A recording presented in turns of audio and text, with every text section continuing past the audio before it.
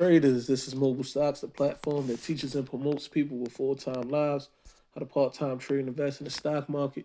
I'm the instructor, Bradley LC. In today's video, I want to go over a brief example on how I use time frames, my daily, weekly time frames, and I pair that with my 4 hour, 2 hour, 1 hour, 30 minutes, so on and so forth, specific time frames that kind of give me a good idea on entry point to get into.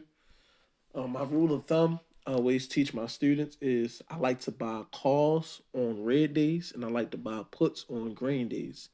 So this strategy or just this way of looking at it, not even a strategy, because you don't have to follow it if you don't want. It's just the way that I do it that helps me out. Um, I've been looking at the buying Nvidia for some time now because it's forming a bull flag. You've seen this nice value come up, and I was looking to buy right here. I would have bought right here if it would have raised above this price, but it dipped down. So, I waited. Now I'm looking to see if it can actually break this 609 buying point. If it get to 609, I'll buy it. But I always tell my students that if it's on an uptrend or if it's on a downtrend and you feel comfortable buying it, buy a call on a red day, buy a put on a green day. That's how I do it. Sometimes I buy calls on green days. Sometimes I buy puts on red days. Um, if I feel like it's really gonna, you know, go the way I think it's gonna go within that the next day or something like that. But options specifically is all about patience. It's all about timing. So I want to give you an example on how I enter a stock using time frames. So Nvidia is a semiconductor stock. Right now, SPY is just reached an all-time high. SPY's up, which is I'm not too comfortable with because SPY is due for a correction soon, in my opinion. You can see at the bottom of my screen the SPY. There's been more buyers than sellers at this point. You got, vaccine news, more of that. You have Biden news, more of that. You have Fed news. And on the other side, you have news of inflation. You have bad virus news. And there's a lot of things going on. You have news about China. You have injustice news. It's just a lot of things going on right now. But SPY is still reaching all time highs, and other markets are also going up too. I feel like crypto is starting to stabilize. You may see that going up as well. TLT is starting to creep up. The dollar is still going down, but not going down by a lot. So there's a lot of things to look at. It's a lot of things to look at. But first thing, like I always do, I always compare the stock that I want to get into to SPY specifically. SPY is an ETF, the top 500 companies in the United States.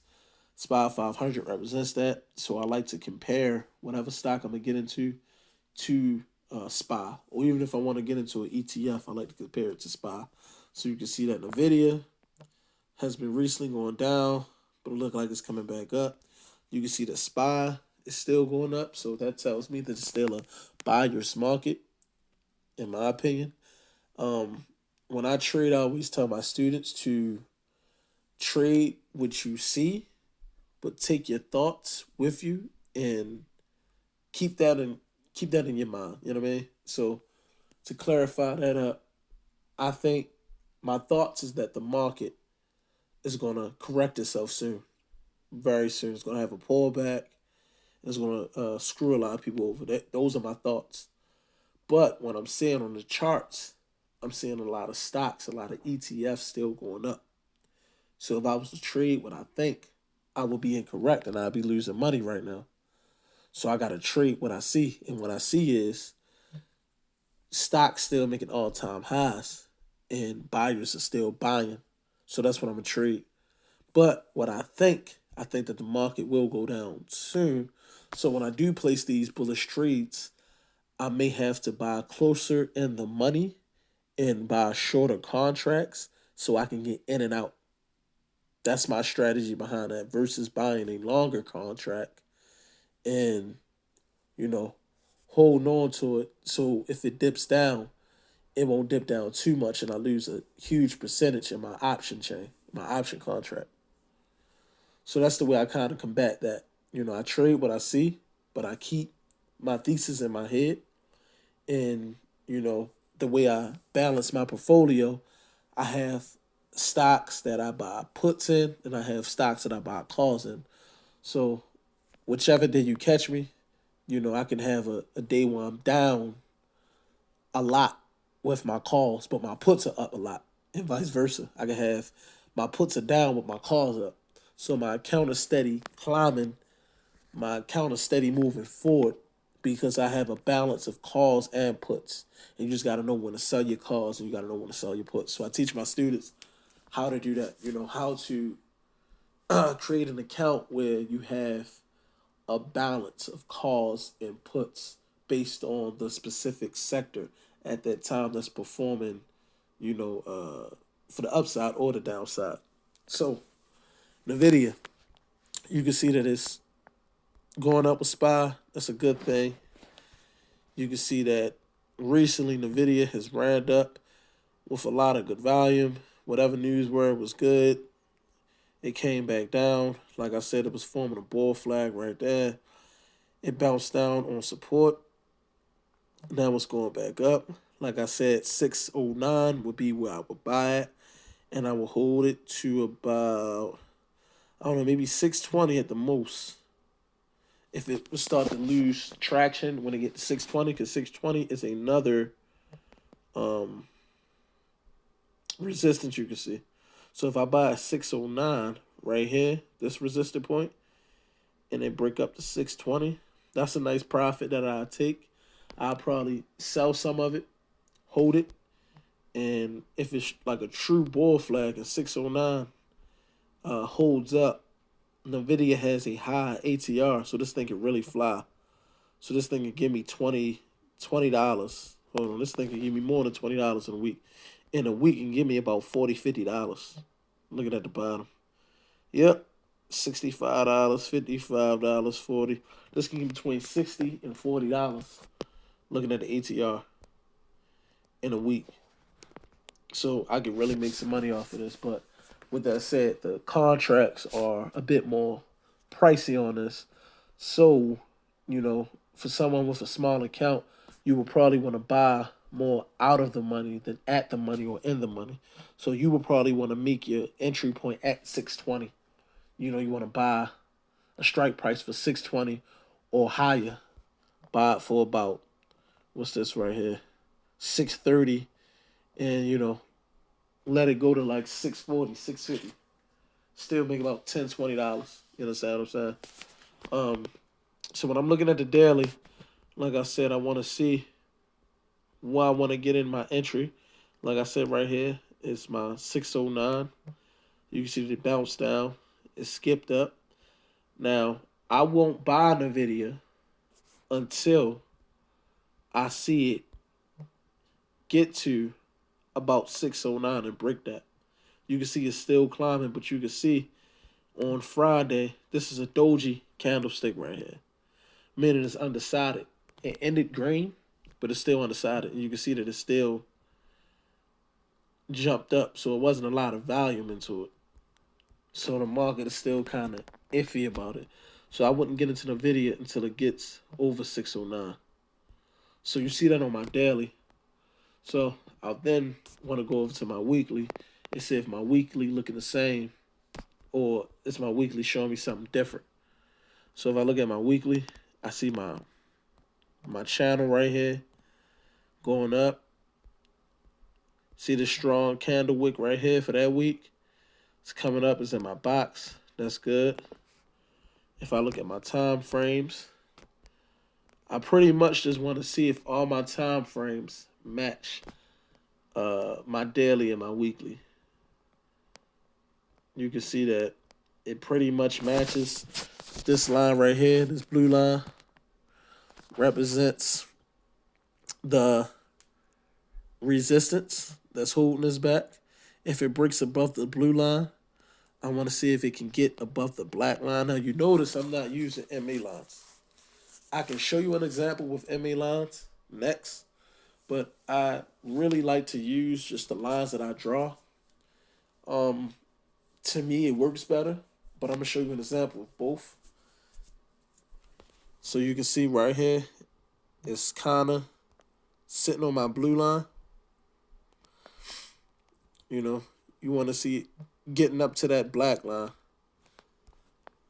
My 2 hours, you can see still above the blue line. My hour still above it. And you can see with more time, as the time get closer, of course, there's more candlesticks. You can see that price is kind of consolidating. Price don't know what it want to do right now. 20, 15. This consolidation right here, all this is consolidation. So we don't know if it's going to go up or if it's going to go down. Right there, it start to get messy when you hit the 3, 2, 1. Another thing I want to show you with Webull app, if you go into the daily, double click it, come down to range. If you do 5-day, 5-minute, right here, it kind of clears out a lot of the noise. Candlesticks can be very messy, can be very noisy to the eyes, an eyesore, So you want to get rid of some of the clutter. I put it on my 5-day, 5 minutes, and let that tell me a story. As you can see, 609 has been a very strong support and resistance throughout this chart. You can see that about 591 has been strong resistance and strong resistance and strong support. As you can see, the support here, drop down, resistance. Now it's coming up. Now it looks like 591. This area will be test Monday, and you want to see if it goes up past this high for Friday. The high Friday was 598.83. You want to see if it goes past that high. Also, you want to see what the volume look like. You want to see what the candlestick look like. If it's a 4-bottle candlestick, if it has a wick on the upside, a wick on the downside, you're just looking for that. And like I always say, rule of thumb, buy calls when it's red, buy puts when it's green. It's all about the patient game. So if you want to get into a position, you just have to be patient and you have to stalk stocks. That's what I always tell people, stalk stocks. The stocks that you want to get into, put it on your watch list and watch it. So these are my lines right here. If I were to, let's just say, delete the lines right quick, because I said I was going to show you a brief example of my MA lines.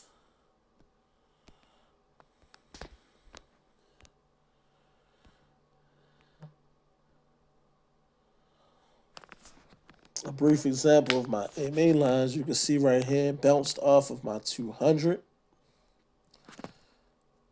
came down. It was riding my non-MA for a minute, came down, bounced off my 60, got right here to my 30. Now it's holding on to this 9. If it goes past this 9, which is this black line right here, and they can make this 9 some support.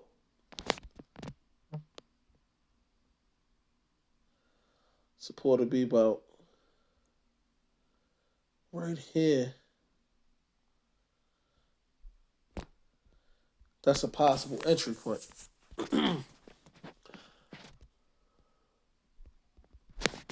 Weekly with my MA lines. You can see that it's bouncing off of my non-MA. Very strong. Very bullish. It's above all of my MAs. We can even take it to monthly. So MA is just another way of looking at it. I mean, if we look at 4 hour, You can see what it's doing. And with every hour that I go up, it should be creeping up more. That's what you want to see when you're looking at these time frames. You want to see candlesticks creeping up above these MA lines. Making, you want to see it hit. And you can see it's making strong candlesticks. Big candlesticks. Showing a lot of demand kicking in. It's my 2 hour. This is my 1 hour.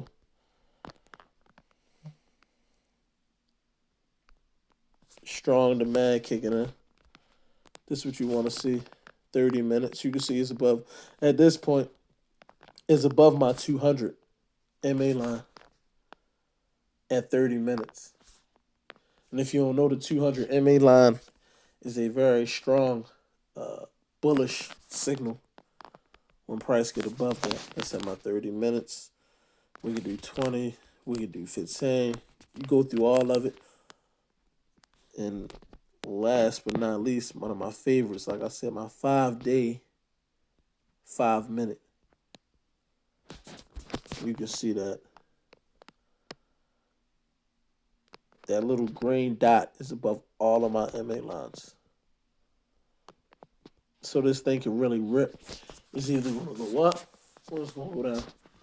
But it's definitely something that you want to keep on your watch list and wait to see, because options is all about patience.